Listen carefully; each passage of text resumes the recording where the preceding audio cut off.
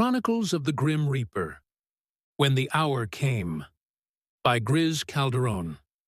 The years had been kind to John, though time had etched its marks into his body. His hair was silver, his steps slower, but his spirit was unbowed. He had lived a full life, rich with family, friendship, and quiet joys. Tonight, he sat by the fire in his favorite chair, the same chair where so much of his life had unfolded. The flames danced, sending their warmth into the stillness of the room. He felt it then, the shift he had come to know so well. The air grew dense, time stretched, and a familiar presence entered. John smiled, leaning back against the worn leather. So, it's time. From the shadows, the Reaper emerged, tall and cloaked, his scythe resting in his hand. He had not changed. He could not change. And yet, John swore that even in that eternal stillness, there was something softer now, something that had grown between them over the years. "I've been expecting you," John said. His voice held no fear, only a calm acceptance. "But I thought I might have a little longer." The Reaper moved closer, his silence steady and sure. John closed his eyes for a moment, remembering. "You've been there for so much of my life," he began. "My father, my friends, even the old dogs I grew up with. Each time I felt you. Each time I walked away, seeing life differently. I didn't waste my days because of you. I told people what they meant to me. I visited while I still could. I said the words that mattered." His voice caught, but he pressed on. "Do you know what a gift that is?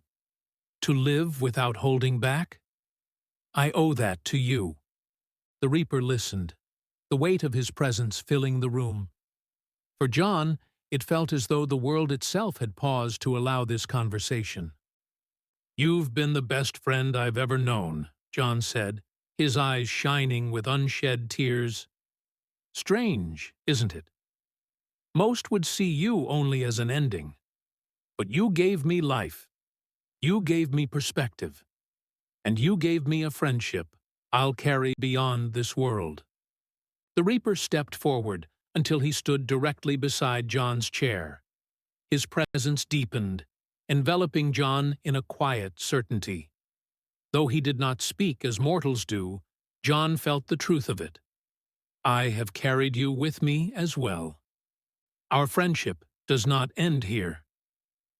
John exhaled slowly, peace settling over him.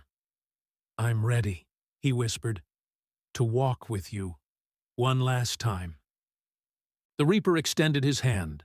John took it without hesitation. The firelight dimmed, the walls faded, and the weight of his body fell away. He rose gently, leaving behind the worn shell of flesh, and for the first time he saw himself as the Reaper always had, a soul, bright and unbroken. He turned back for a moment, gazing at the life he had lived. He saw laughter, tears, small kindnesses, quiet joys. He saw the moments that had shaped him, the people who had loved him. And through it all, he saw the same figure, watching, waiting, always there. John turned to the Reaper, his friend. Together they stepped forward, crossing into what lay beyond. There was no fear, only gratitude. And as they went, John carried with him the certainty that true friendship never fades. Not in life, not in death, not even in eternity. The end.